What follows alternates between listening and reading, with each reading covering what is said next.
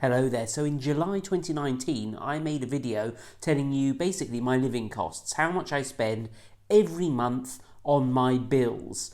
And let's face it, since 2019, there have just been a handful of international crises, haven't there, that have pushed up various prices. And as we all know, it's basically more expensive to live now. And I thought, well, actually, one of my viewers suggested it, and I thought it was quite a good idea. But I thought I would make an update to that video to show you how much I spend per month in 2022. So this is not going to include food bills or petrol or repair costs on my car. They're kind of consumables, if you like. This is just my kind of monthly outgoings or yearly costs for things like memberships, essential utility bills, and including my mortgage as well. So it's going to give you a really good idea of how much I spend per month, how much it costs to live in England. Hopefully you can compare this to your own outgoings.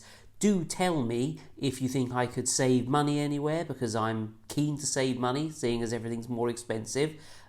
Or if you think I'm being too cheap in various places, let me know down below. Anyway, we're going to go through the list now. We're going to go from cheapest to most expensive.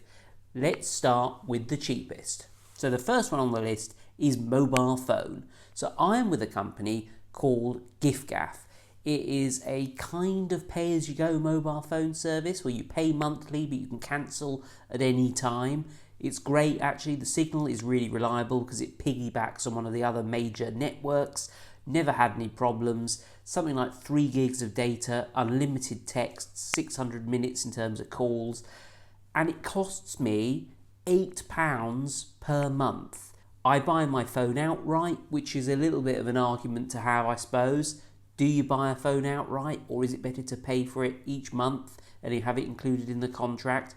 I don't know. I've always felt like it's better to buy the phone outright. I never buy a brand new iPhone. I wait a couple of years. I'm always a little bit behind the times. Then I get a sort of slightly better value phone. Anyway, £8. Next up, we have a membership, and this is a TV membership, Netflix. Now, Netflix, I remember when Netflix was about £5 a month, wasn't it? Now it is $10.99 a month, and that is for the, I think, the HD one with 2 screens or something like that. It's not the 4K one. And yeah, I do maybe share that Netflix with a few people, and they share their subscription service with me. That $10.99, it's a bit weird really, because you go through pockets throughout the year where there's a program you really like watching, and then you binge watch it all, or you watch it all over the space of a couple of months, and then you got nothing to watch on there. But I don't want to cancel it because other people are using it, and I suppose likewise with their subscriptions. Yeah, I don't always watch Netflix, but I try and watch it, seeing as I pay £11 a month for it. Next up is the TV licence. Now, this is a huge source of debate in this country, whether or not you actually need a TV licence if you're not watching live television. Well, I think you probably do if you've got a television and you watch any stuff on the BBC. I pay for it monthly, and it costs me $13.25 a month. Next up is an absolute essential: broadband and telephone.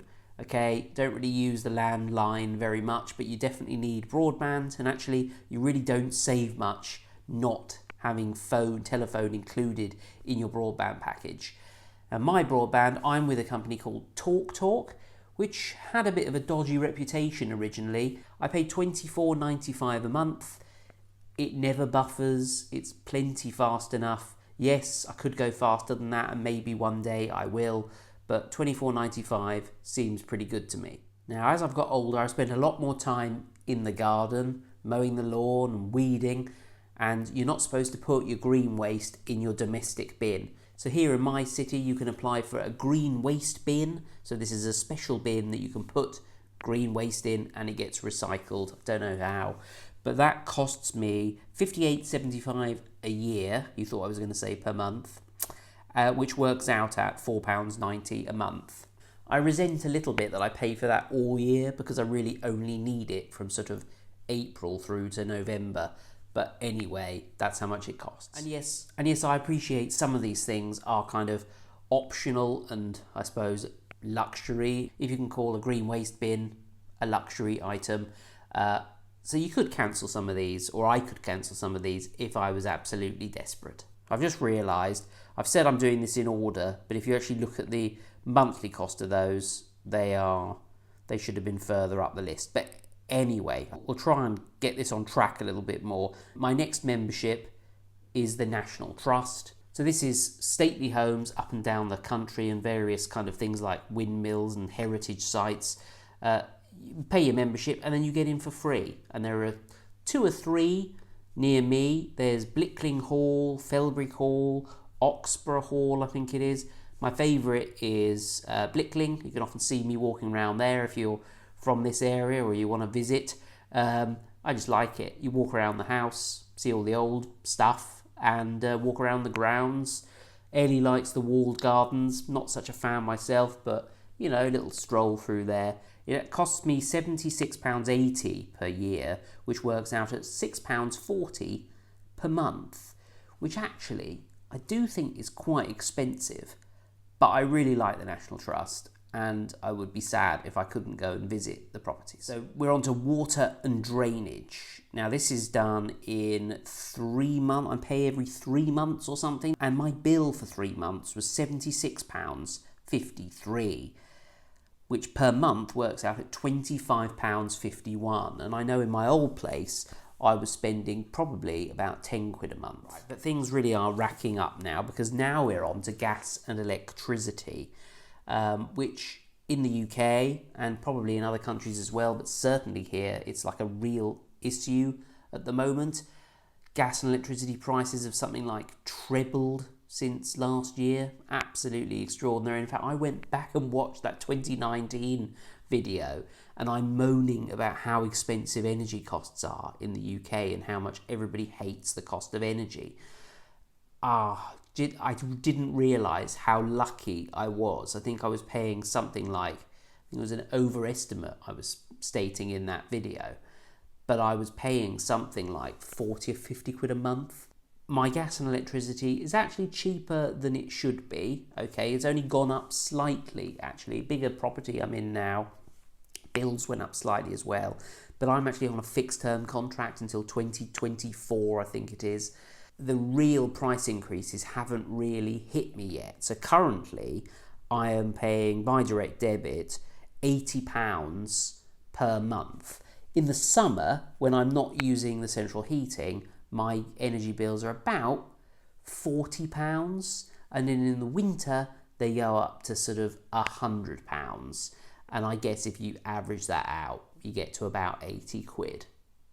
But I'm going to have a bit of a shock, I think, in a few years' time. Next, because I live in a freehold property and because I have a mortgage and it's a part of the contract of having the mortgage, I do have to have buildings insurance. So I've got buildings and contents insurance, in case somebody comes in and steals my stuff. And interestingly, in that 2019 video as well, you realise how much stuff you go through. I think I've renewed a lot of stuff over the years because everything in the background of that 2019 video I don't have anymore. I've replaced and upgraded. Extraordinary. What a wasteful person I am. But I digress. Now I have home insurance, and it costs £88.25 a year, which works out at £7.35 per month. Next up, we have council tax. Here in the UK, we have to pay a tax for living in a house, proportional kind of to the size of your house. But frankly, if you live in a huge, great mansion, you don't pay that much more than if you live in a hovel, to be honest. But anyway, my council tax bill, I get a 25% discount because Ellie only stays here every now and again. Just like in 2019, that was awkward. Anyway, let's just carry on, pretend that didn't happen. Council tax, £116 a month. So it would be 25 quid, 30 quid more expensive if I didn't have that 25% discount. So now we've got a couple of car expenses. Road tax, as it used to be called. Don't care what it's called now, to be brutally honest.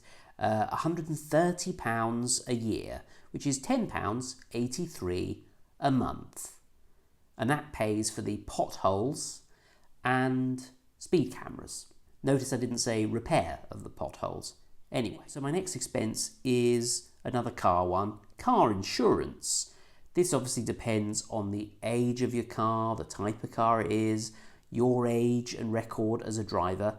Well, my car insurance is £390.49. That's fully comprehensive car insurance with breakdown cover as well, because I'm paranoid that if I go on a long journey and the car breaks down, I'm going to be stranded or have to pay a fortune to get towed somewhere. So to be honest, it only works out at about an extra 40 quid or something to have breakdown cover that's more than a quarter of a mile away from home.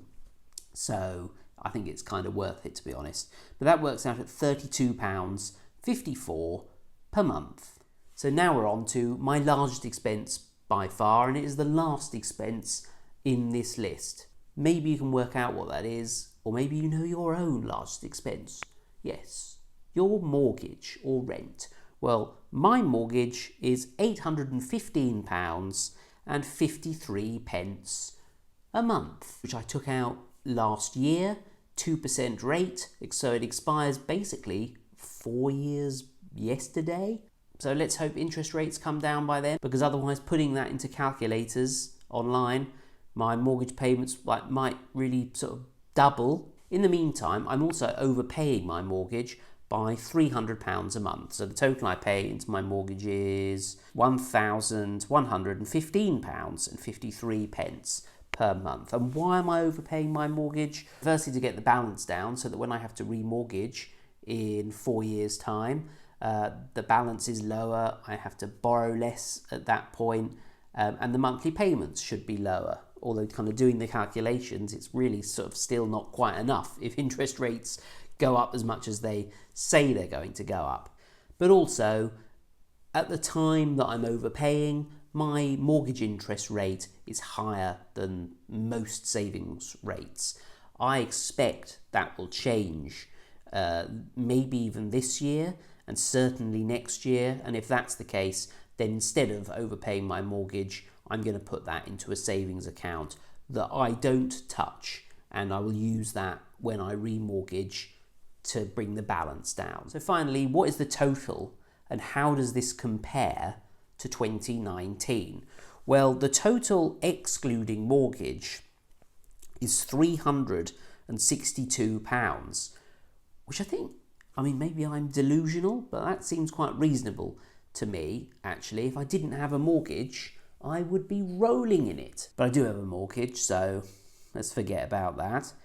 Including the mortgage payments, it is, drumroll please, £1,177.24 I make it. That's excluding the overpayment. Including the overpayment, it's £1,477.24. But let's, for comparison's sake, just look at the other payment, which is £1,177, which is nearly £1,200. And how does that compare to the prices that I quoted in 2019? Well, in 2019, I claimed that my monthly costs were £1,000. So on the surface of it, that is an increase of 20% since 2019, which is quite a lot. But the majority of that is due to a bigger mortgage, having moved house. And actually, I don't think the comparison is completely fair, because in 2019 I was claiming that my energy bills were going to be £120 a month, which they weren't. They were a lot less than that. And there were a few overestimates to do with, I think water was overestimated as well. So my bills then were probably closer to £900 per month. So we're talking about 300 quid more expensive now than in 2019, which doesn't seem that bad. So I'm all right for now. And actually, this kind of snapshot, it'd be interesting to do this again when I have to change my energy supplier to see how much the costs go up, wouldn't it? Anyway, how does this compare to your outgoings? And again, do you think that there's anything I'm being ripped off on, or anything that I'm not spending enough money on? Do let me know down below. Thank you to my loyal patrons who are scrolling down the screen now, especially George Foot, Jim McKay, Jennifer Jones, Samir Al-Amar and Rob Van Eden, who are extremely generous patrons. Thank you very much. Do remember to hit the bell icon and subscribe so that you get notifications, and I shall see you next time for another video.